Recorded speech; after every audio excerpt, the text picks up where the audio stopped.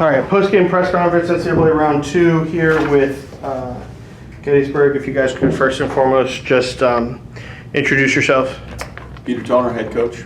Kyle Howard, senior attacker. Jonathan Moshe, senior face-off midfielder. Cool. And Coach, just first and foremost, congrats on the win. If I could get an opening statement from you.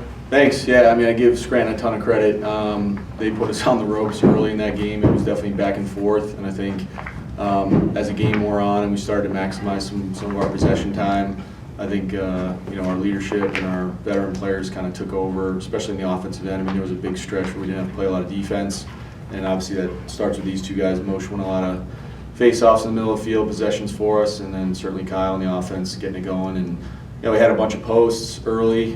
Shots weren't necessarily falling, but I thought they stayed the course and things started to work out for us. Kyle, kind of moved to you and talk about led your team in goals today, but your team offense wasn't a struggle at all.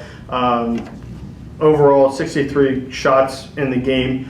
Just talk about what was kind of working offensively and what allowed you guys to have so much success and allowed you to be so aggressive on offense. Yeah, I mean, obviously we go into the game with a playoff mindset. It's win or go home. So our older guys take it upon themselves to do what it takes, and that involves being aggressive, going to the goal, and trying to get a move on the scoreboard for your team. But like Coach harps on all the time, just kind of playing within our system, doing what we practice, doing what we do in practice every week. We rely on that a lot, and when we stick to that game plan, we tend to find success. Just sharing the ball, moving it, being unselfish, and obviously looking to score. So that's what really was clicking for us. Obviously, we got out to a little bit of a cold start, but it was early in the game. There was a lot of time left. We all knew that, so we just had to find our groove, and we ultimately did. Do you have any questions? Cool. Coach, talk about the start. 4-3 after the first quarter. After that, it kind of just turned it on. What was the shift after that first frame? And talk about how your team responded. Yeah, I mean, I think we just. We went back to the game plan in the defensive end. We really highlighted a couple guys for them, and those were the guys that stung us early. And it was a little surprising because we typically have a decent idea of what the game plan is in the defensive end. And I give them credit. I mean, that kid number 8 is as good as any midi I've seen out there in Division III this year. He's explosive.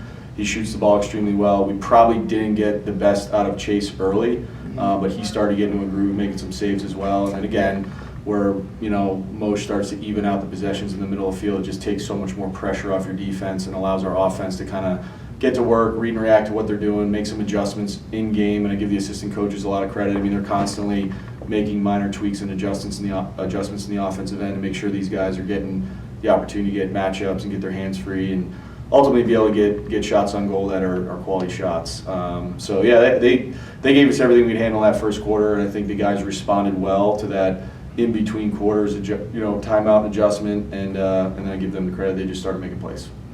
For both of you guys, just being able to play in the NCAA tournament against a good team, they gave it their all. Scranton did. Just talk about the effort tonight from your opponent, and talk about just kind of the experience of getting to play again in the NCAA tournament. I mean, obviously a solid team that came out and punched us right in the mouth. Obviously not the start we were looking for. First face-off jump, probably a little bit of jitters from playing in the NCAA tournament, but I think we stayed the course well. Coach Cardillo, Coach O'Keefe, Coach Honer always instilled just a 1-0 mentality through the playoffs, through every face-off, through every goal scored, just 1-0 back to winning every possession you can. So I think staying that and then staying the course helped us out throughout the game. And you were 15 for 25 at the dot today. Talk about how you felt about your performance and how that helped your team moving forward, and if you want to talk about the importance and how that helped the offense as well. Yeah, definitely a bit of a rocky start. Start off 0-2, jump on the first one, like I said. But like I said, Coach always says 1-0, so I go out there, just try to win the next one. Doesn't really matter what happened on the last one. So, I mean, definitely balancing out that possession or tilting the field, as we say, in one direction definitely helps us out. Getting the offense, the possessions more ultimately leads to more goals, which I think happened today.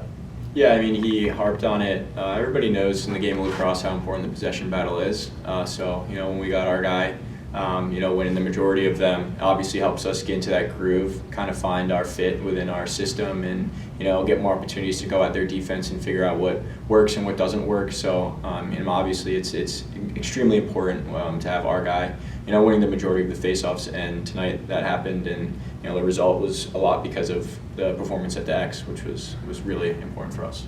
Coach, big game tomorrow in the third round of the NCAA tournament against CNU, a team you guys are familiar with. This is a place you're familiar with. Just talk about how that familiarity helps going in tomorrow, and then talk about just kind of your opening thoughts about tomorrow's third round matchup. Yeah, I mean, it's nice to be back at a place that we feel like we just were here. Obviously losing a Union at the end of the year last year wasn't what we wanted, but we got comfortable with the surroundings, we got comfortable with the field. It's not a new facility that the guys have never played on, and majority of our guys that are playing this year also played last year, so we do have that experience, which I think will help us. And CNU is obviously a great team. I mean, they're a host team in the NCAA tournament. They've had a great season. We've crossed over on a lot of similar opponents, and they've had a lot of the same success that we've had against those very same opponents. And it's going to be an absolute battle tomorrow if we want our season to continue. We have to get off to a better start. I think that's a team that plays with a lot of confidence when things are going well, and they have the game plan and personnel to kind of put you in a little bit of a chokehold if they get a lead. So we need to make sure that's an even start to the game, and then we can just kind of go punch for punch, offensive, defensive, face-offs, middle of the field.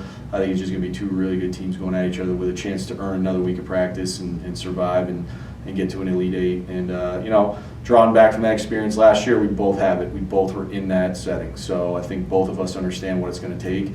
So I would imagine tomorrow's game is going to be a heck of a good one. Well, congratulations on the win today, Coach. I'll let you go get ready for that one, and good luck tomorrow. Great. Thanks so much. Thank you. Yep.